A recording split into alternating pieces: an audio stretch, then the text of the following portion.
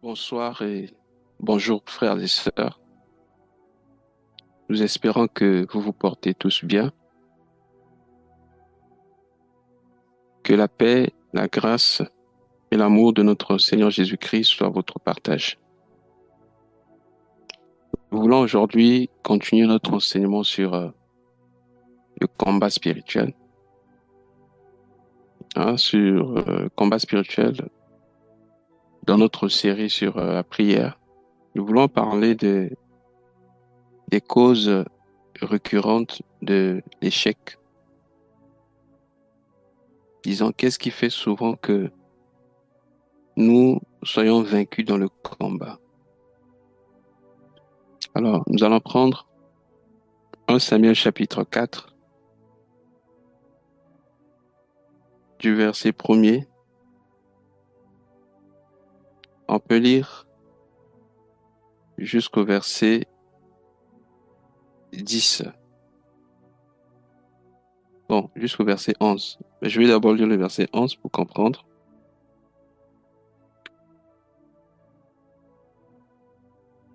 Je lis le verset 11 de 1 Samuel chapitre 4.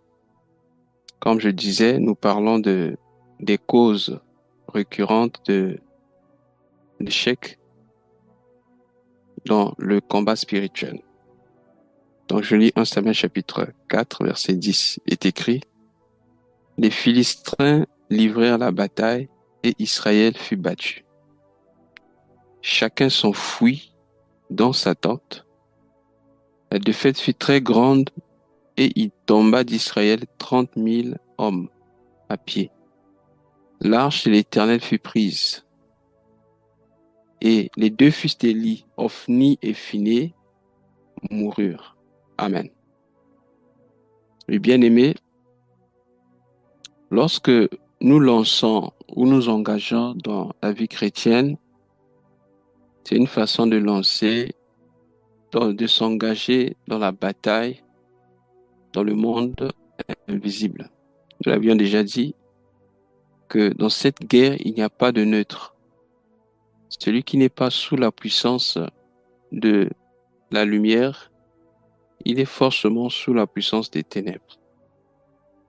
Celui qui n'est pas soumis à la puissance de Dieu, il est forcément soumis à la puissance des ténèbres. Voilà pourquoi, dans cette bataille, il n'y a pas de neutre. Alors, en fonction des Écritures, nous allons essayer de voir ici ce qui cause souvent l'échec dans le combat, dans la vie du peuple de Dieu.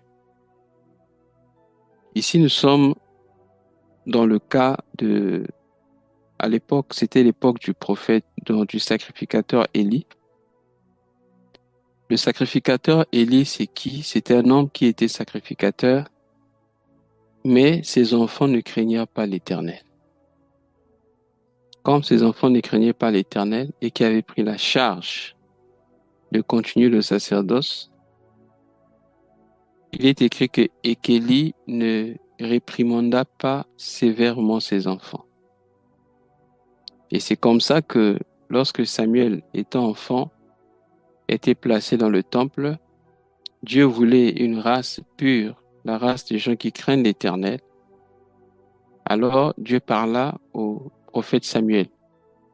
Quand Samuel était encore enfant, il prophétisa sur la chute de, du sacrificateur Élie et de ses enfants.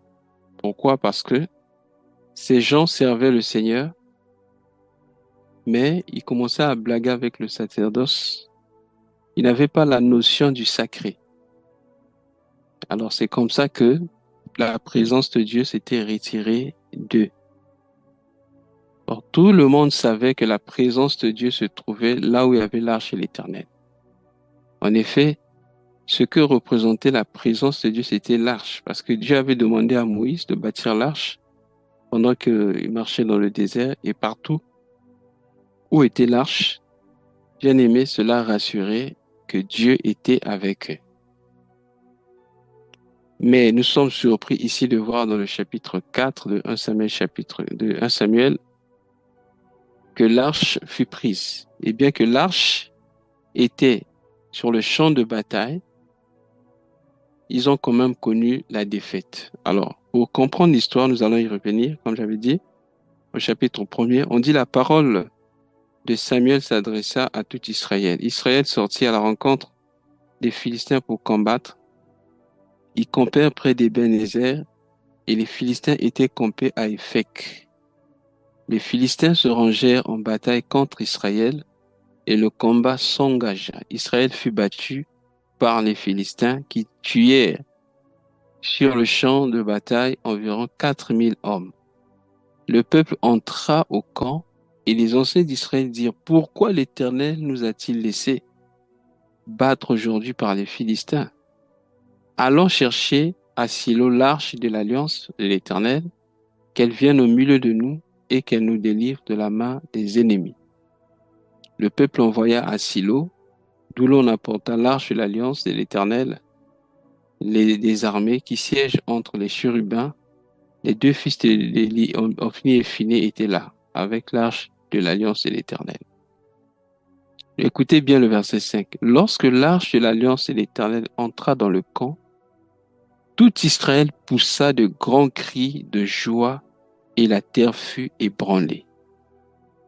Le retentissement de ces cris fut entendu des Philistins et ils dirent: que signifient ces cris, ces grands cris qui retentissent dans le camp des Hébreux? Et ils apprirent que l'arche de l'Éternel était arrivée au camp. Les Philistins eurent peur parce qu'ils crurent que Dieu était venu dans le camp. Malheur à nous, dirent-ils, car il n'y en a pas été ainsi jusqu'à présent. Malheur à nous, qui nous délivrera de la main de ces dieux puissants? Ce sont ces dieux qui ont frappé les Égyptiens de toutes sortes de plaies dans le désert. Vous voyez, la présence de l'arche de l'Alliance représentait la présence de Dieu. Et toute la terre savait à cette époque-là que le Dieu qui marchait avec Israël était le Dieu Tout-Puissant. Parce qu'ils avaient comme référence l'Égypte à l'époque. L'Égypte était la première puissance mondiale dans le domaine militaire.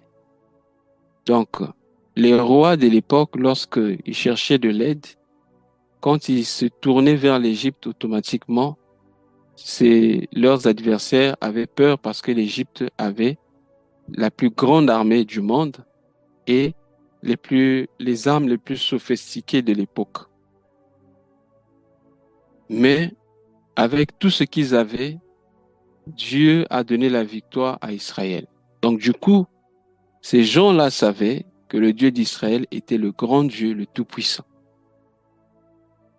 Et la présence de Dieu était représentée par l'arche de l'Alliance. Et l'arche de l'Alliance, ils se baladaient avec partout.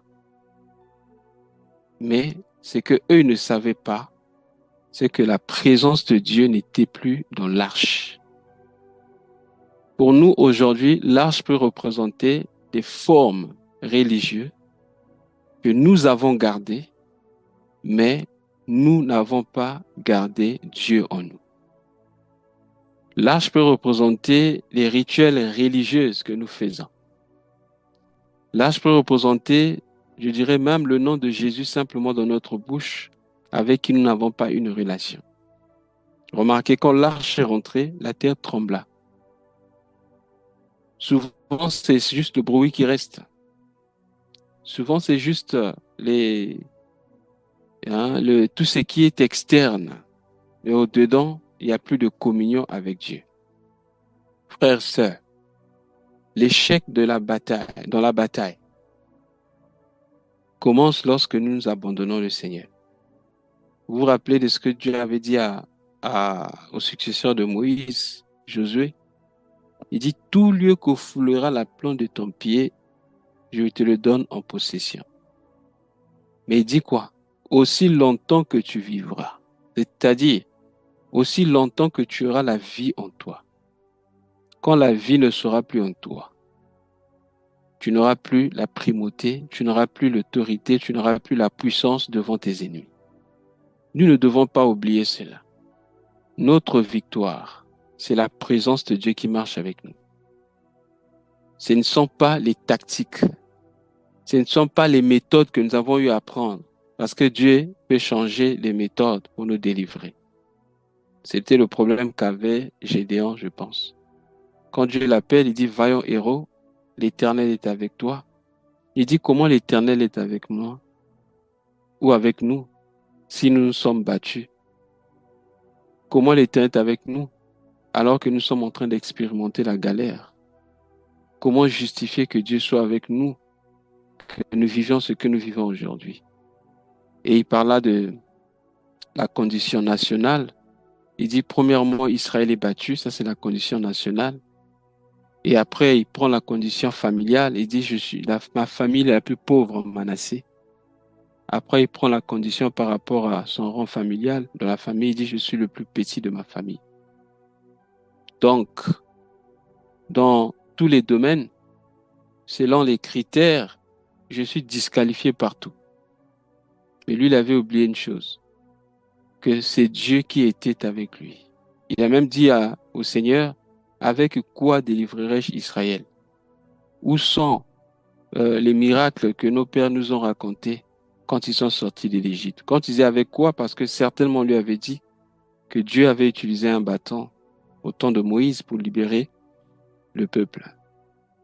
Lui cherchait avec quoi? Le plus important, ce n'est pas avec quoi, mais avec qui. Ce n'est pas le moyen qui compte, mais celui qui marche avec nous. Notre victoire, c'est parce que Dieu marche avec nous. Dieu peut utiliser n'importe quelle méthode pour nous sauver. Si avec Moïse, il a utilisé euh, le bâton, avec Samson, il a utilisé la mâchoire de l'âne. Avec David, il a utilisé une pierre pour frapper Goliath. Le plus important, c'est que l'Éternel soit avec toi. Or, ici, dans ce cas précis, dans 1 Samuel 4, l'Éternel n'était plus avec eux. Mais eux, ils ne savaient pas que la présence de l'Éternel était partie. Pourquoi l'Éternel n'était plus avec eux? C'était à cause du péché. Ces gens-là s'étaient détournés des voies de Dieu. Ils s'étaient détournés de la parole de Dieu. Ils s'étaient détournés de la façon de Dieu de faire les choses. Alors, pour justifier cela, nous allons lire 1 Samuel chapitre 2. Vous allez voir comment les fils d'Élie se comportaient dans le temple. Et vous allez voir que vous allez reconnaître certaines pratiques aujourd'hui dans les églises de nos jours. Regardez, 1 Samuel chapitre 2, à partir du verset 12. On peut lire jusqu'au verset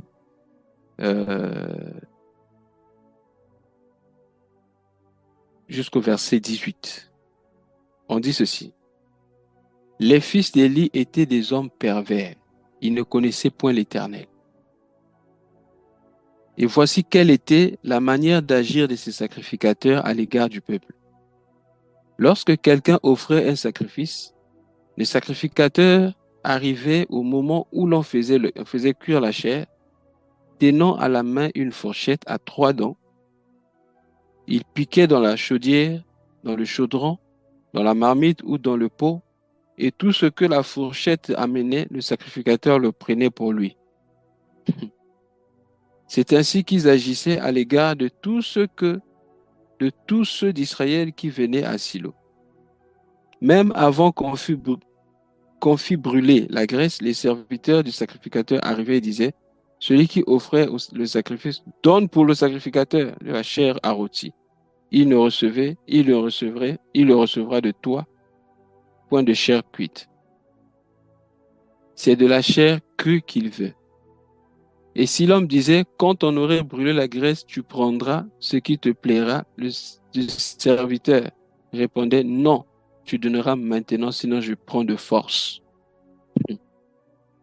Regardez le verset 17. Ces jeunes gens se rendaient coupables devant l'Éternel d'un grand péché parce qu'ils méprisaient les offrandes de l'Éternel.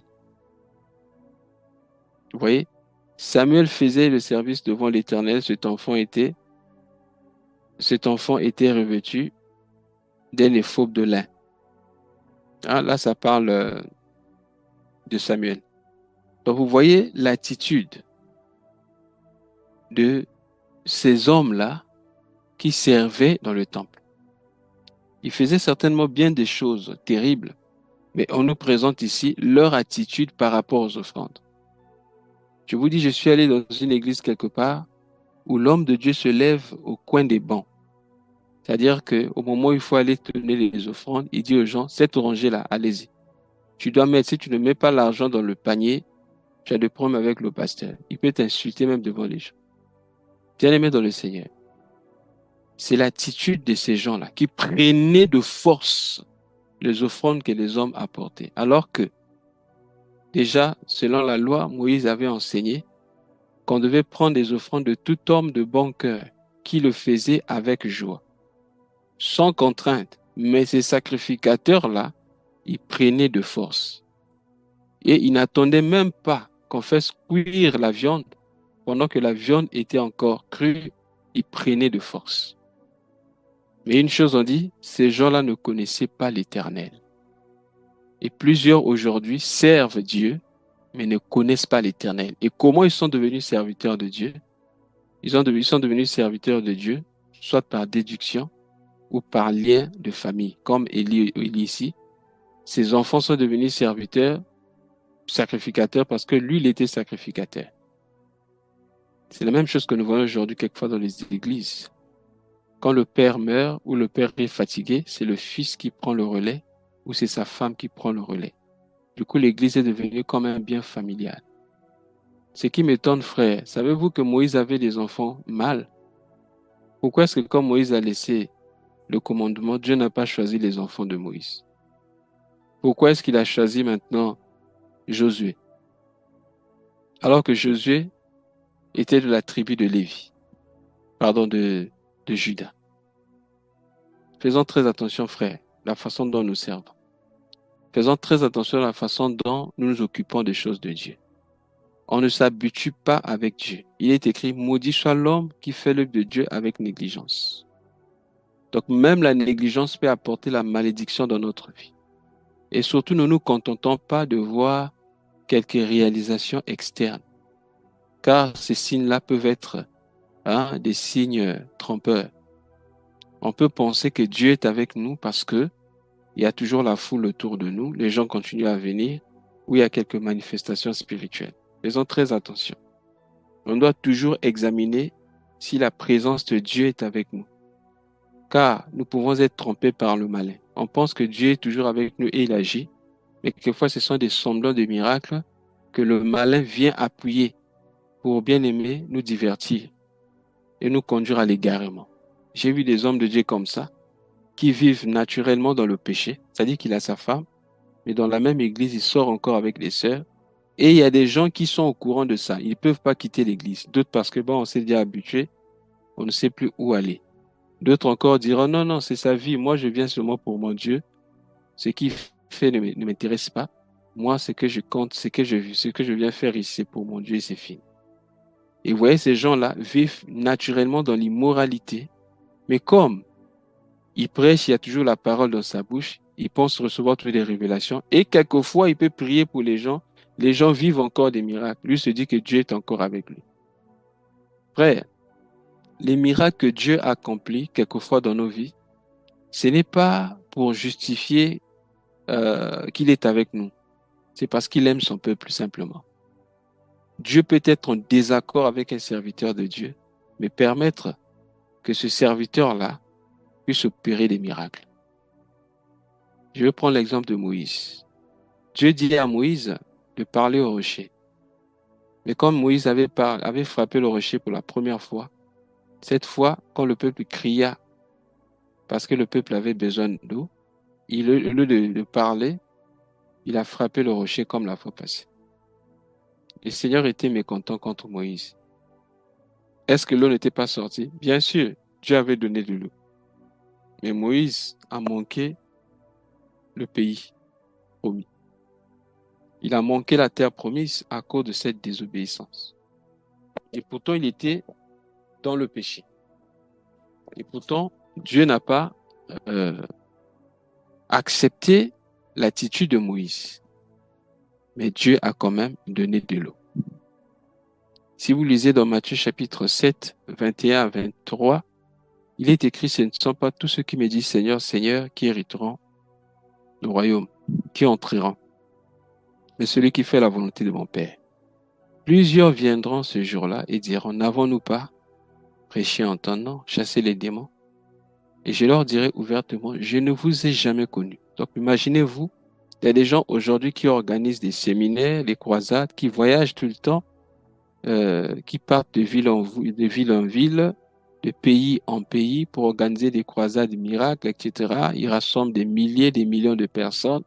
Mais un jour, devant le Seigneur, que le Seigneur leur dise, je ne vous ai jamais connus parce que eux, ils font toutes choses pour eux-mêmes et non pour le Seigneur.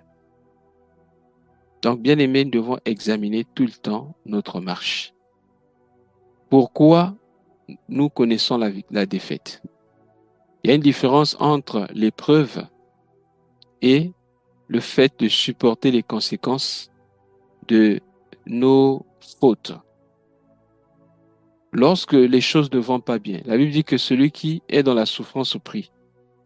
En priant, on doit chercher à savoir si ce que nous subissons représente les conséquences de nos fautes ou nous sommes en train de passer par les épreuves. Parce que ça peut être une épreuve. Dieu permet que tu passes par l'épreuve, que les choses ne marchent pas, que tu connaisses un semblant d'échec parce que Dieu veut te fortifier, Dieu veut te relever, Dieu veut t'enseigner. Mais quelquefois, ce n'est pas l'épreuve, mais c'est tout simplement la conséquence de nos fautes. Nous allons voir l'exemple de quelqu'un d'autre dans la Bible. On va voir l'histoire d'Akan dans Josué chapitre 7. Dans Josué chapitre 7, un jour, Josué va envoyer les gens pour combattre la ville de Haï. Or, juste avant, ils ont connu des victoires terribles où ils se sont battus contre des foules, des peuples nombreux, puissants aussi, ils ont gagné. Alors, quand ils arrivent devant Haï, qu'est-ce qu'ils vont constater? Vous allez voir, par exemple, dans Josué chapitre 7, verset 3, lorsqu'il envoyait les gens pour aller visiter la ville, pour aller inspecter la ville, au verset 3, la Bible dit, ils revinrent auprès de Josué et dirent, il est inutile de faire marcher tout le peuple. 2 ou 3 000 hommes, 3 000 hommes suffiront pour battre Haï. Ne donne pas cette fatigue à tout le peuple, car ils sont en petit nombre. Vous voyez? Ils ont minimisé parce qu'ils connaissaient la force qu'ils avaient. Malheureusement, au verset qui continue, 3 000 hommes environ se mirent en marche, mais ils prirent la fuite devant les gens d'Aï. Les gens d'Aï leur tuèrent environ 36 hommes. Ils les poursuivirent depuis la porte jusqu'à Shebarim et les battirent à la descente. Le peuple fut consterné et perdit courage. Josué déchira ses vêtements et se prosterna jusqu'au soir, le visage contre terre devant l'arche de l'Éternel. Lui et les anciens d'Israël et ils se couvrirent la tête de poussière. Josué dit, ah Seigneur, verset 7, pourquoi as-tu fait passer le Jourdain à ce peuple, pourquoi nous livrer entre les mains des Amoréens et nous faire périr, oh, si nous eussions resté de l'autre côté du Jourdain. Donc Josué a pleuré, Josué a prié. Et finalement, après avoir prié, au verset 13, lève-toi, le peuple, lève-toi, sanctifie le peuple. Tu diras, sanctifiez-vous pour demain, car ainsi parle l'Éternel Dieu d'Israël, il y a de l'interdit au milieu de toi. Israël, tu ne pourras résister à tes ennemis jusqu'à ce que vous ayez ôté l'interdit du milieu de vous. Pourquoi ces gens connaissaient la défaite? Parce qu'il y avait l'interdit au milieu d'eux. Dans notre vie, frère, lorsqu'il y a l'interdit dans nos vies, bien aimé dans le Seigneur, l'interdit va représenter les portes de l'ennemi dans notre vie. L'interdit va expulser la présence de Dieu qui nous protège. Il est écrit, l'ange et l'Éternel campent autour de ceux qui craignent l'Éternel et les délivrent du danger. Ça veut dire que lorsque nous cessons de craindre l'Éternel, la présence de l'ange et l'Éternel ne sera plus de notre côté. Par conséquent, nous serons livrés à n'importe qui et à n'importe quoi. Voilà pourquoi le péché est l'un des, je dirais, la cause principale de l'échec de la vie d'un enfant de Dieu. Lorsque nous vivons dans le péché, nous sortons de la présence de Dieu. Ésaïe 59, 1 à 3 dit, non, la main de l'Éternel n'est pas courte pour sauver, ni son oreille trop dure pour entendre. Mais ce sont vos péchés qui vous cassent la face. Vos mains sont souillées de sang. Frère, le manque de pardon fait partie des interdits. La rancune fait partie des interdits. Quand tu les gardes en toi, quand tu les gardes dans ta vie, bien-aimé dans le Seigneur, tu ne pourras pas combattre l'ennemi parce que tu es exposé. Tu es exposé. La présence de Dieu ne peut pas être avec toi. La colère peut être, bien-aimé, faire partie des interdits. Voilà pourquoi dans 1 Timothée 2, verset 8, la Bible dit, « Je demande que tous les hommes prient, mais en élevant vers Dieu les mains pures, sans colère ni mauvaise pensée. » Et Éphésiens chapitre 4, 26 à 27, il est écrit, « Si tu te mets en colère, ne pêche point. Que le soleil ne se couche pas sur ta colère et ne donnez pas accès au diable. » Bien-aimé dans le Seigneur. Voilà des causes qui font que quelquefois, nous puissions être vaincus dans la bataille. Pas que notre Dieu soit faible, mais c'est notre position.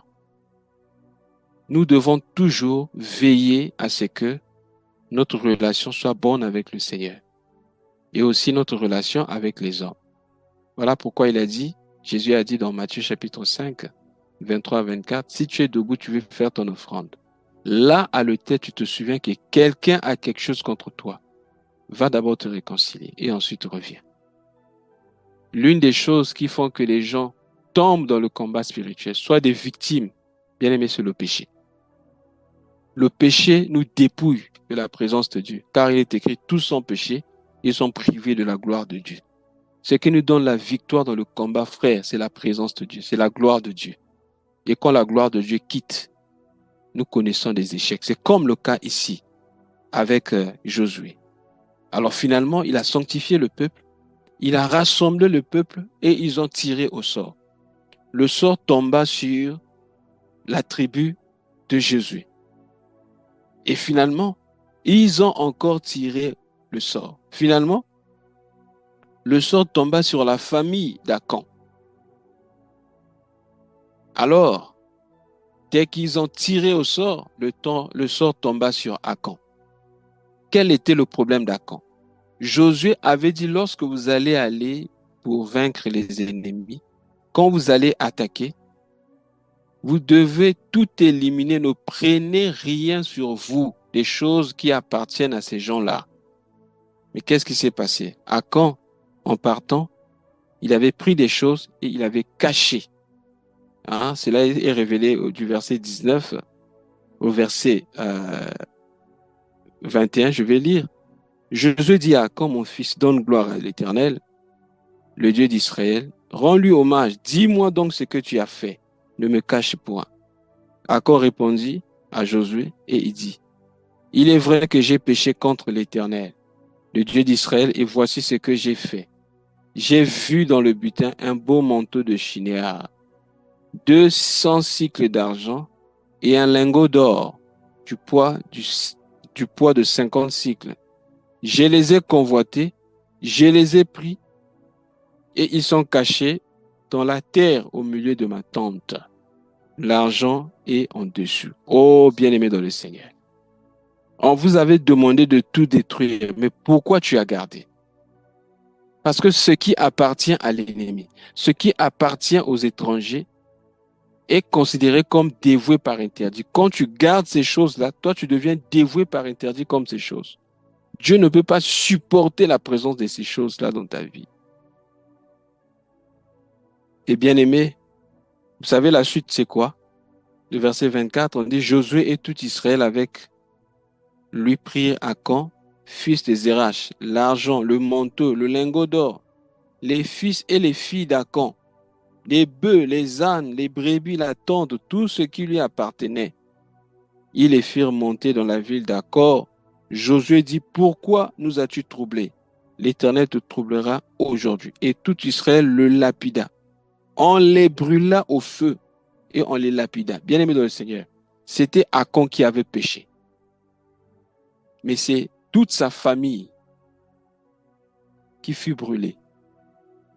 Ses enfants, ses fils, même ses bœufs. Donc, on ne voulait même pas que quelque chose d'Akon reste. On les a lapidés et ils ont été brûlés. Bien-aimés dans le Seigneur, à cause de tes péchés, à cause de ta convoitise, tu peux attirer le malheur dans la vie de plusieurs personnes, surtout quand tu es serviteur de Dieu, surtout quand tu es un responsable, tu es un parent.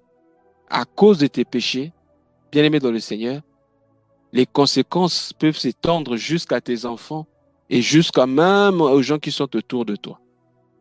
Voilà pourquoi, frère, on doit faire très, très attention. Pourquoi je connais la défaite aujourd'hui? Je dois examiner ma vie. Est-ce que cela vient de moi? Est-ce que je n'ai pas quelque chose d'interdit dans ma vie? Ou Dieu est en train de me mettre à l'épreuve pour me purifier? Alors si c'est l'épreuve, je prierai que le Seigneur me donne la force pour continuer à persévérer et surmonter. Mais si ce n'est pas l'épreuve, je dois examiner ma vie pour savoir où est-ce que je suis tombé. C'est ce que Dieu a dit, le Seigneur a dit à l'une des églises de l'Apocalypse. Souviens-toi d'où tu es tombé et réponds-toi. Souviens-toi d'où tu es tombé, réponds-toi. Il y a des gens qui ont eu à prendre de l'argent qui ne devait pas être à eux. Parce qu'ils étaient dans le besoin. Ils ont simplement pris. Il y a des gens qui ont pris des choses qui ne devaient pas être à eux. Parce qu'ils avaient été dans le besoin. Ils ont été frappés de la convoitise. Mais Dieu ne nous parle pas parce qu'il veut nous pousser à la culpabilité. Non. Il nous parle par amour. Il veut que nous revenions à lui. C'est pourquoi il est écrit. Si vous entendez sa voix aujourd'hui, ne vous endurcissez pas vos cœurs. C'est pourquoi il est aussi écrit, celui qui casse ses transgressions ne prospère point. Mais celui qui les avoue et les délaisse obtient miséricorde. Que Dieu nous aide à être toujours victorieux et à marcher toujours dans sa présence. Car sa présence nous assure la victoire en tout. Car il est écrit, avec Dieu, nous ferons des exploits. Mais sans Dieu, nous connaîtrons les échecs. Je peux tout par celui qui me fortifie. Il faut que celui qui me fortifie, le Christ, soit avec moi. S'il m'abandonne, je suis vulnérable. Que Dieu nous aide. Amen.